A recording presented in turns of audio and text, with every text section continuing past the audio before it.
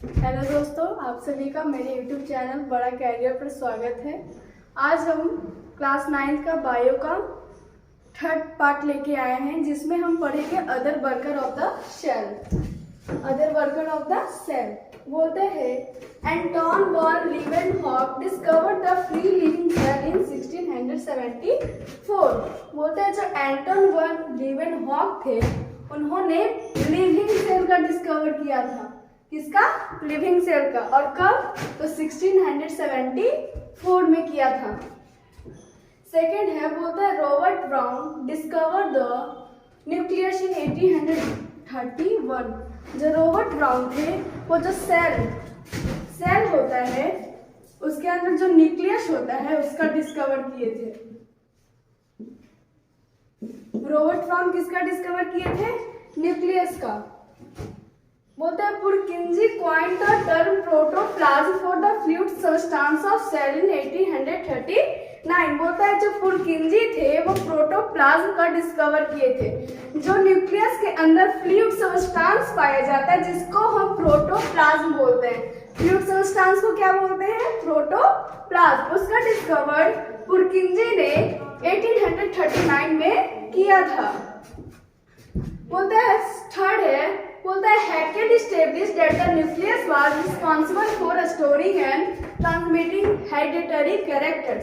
बोलता है जो हैकेल थे उन्होंने बताया कि जो न्यूक्लियस होता है, जो सेल के अंदर जो न्यूक्लियस होता है वो क्या करता है? वो storing and transmitting hereditary characters, यानी जो हेरिडिटरी कैरेक्टर्स रहता है उसको स्टोर करता है और ट्रांसफर करने का काम करता है एक जनरेशन से दूसरे जनरेशन। यानी आप हम ले लिए जनरेशन 1 और ये ले लिए जनरेशन 2।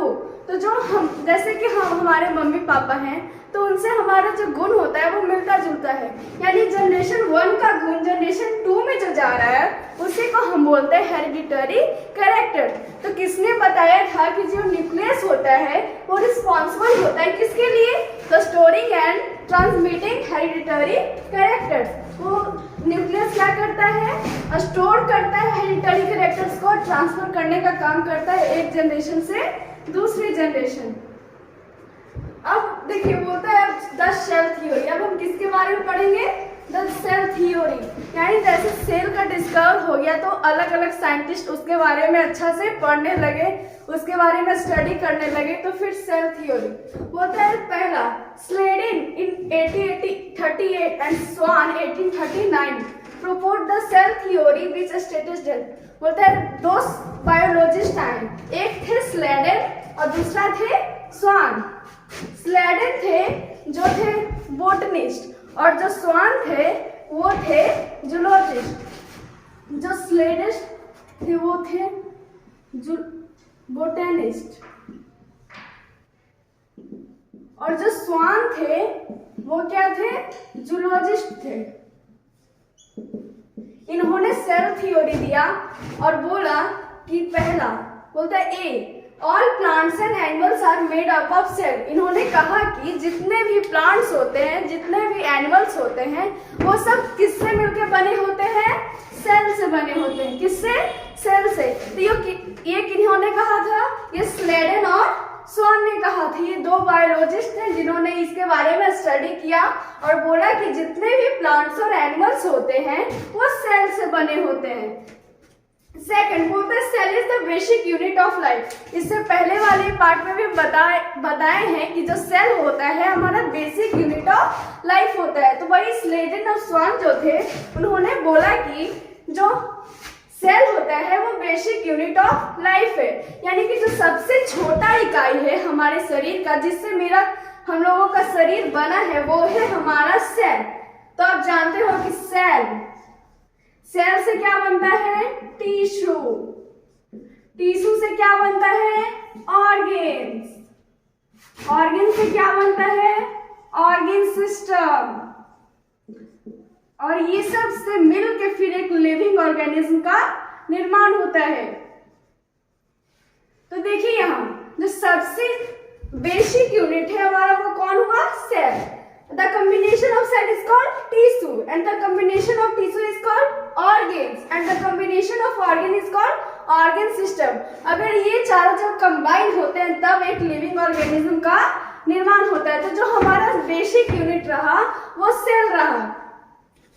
अब है बोलते हैं Rudolf Virchow extended the theory further and suggested that, देखिए सेल थ्योरी आगे स्लेडन एंड स्वान आई, फिर उसके बाद एक आता है रुडोल्फ विर्चो, यानी आर विर्चो करने का मतलब है रुडोल्फ विर्चो, जिन्होंने कहा कि all cells are arise from pre existing cells, जितने भी सेल्स होते हैं वो पुराने वाले सेल्स से बने होते हैं। यानी कि जितने प्री करने का मतलब प्रिमिटिव, यानी कि जितने भी सेल्स होते हैं वो पुराने वाले सेल्स से मिलकर बने होते हैं, जिसको हम बोल सकते हैं ओमनिज सेलुला ए सेलुली। क्या बोलते हैं? ओमनिज सेलुला ए सेलुली।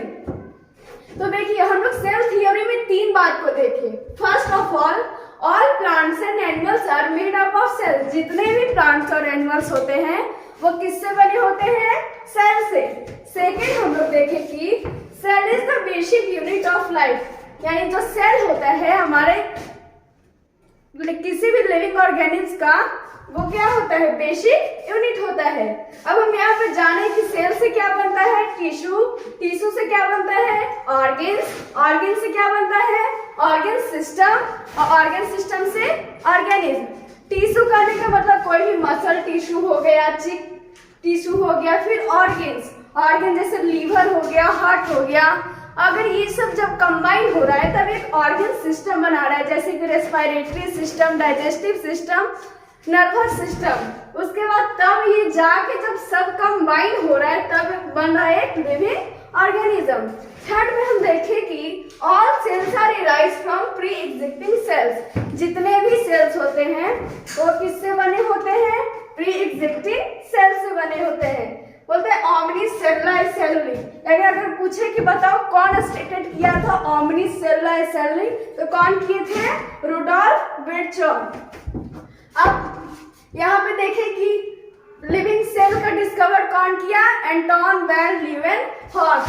सेकंड में देखें कि बोलते हैं रॉबर्ट न्यूक्लियस का डिस्कवर कौन किया? Robert brown. और कब किए? 1831।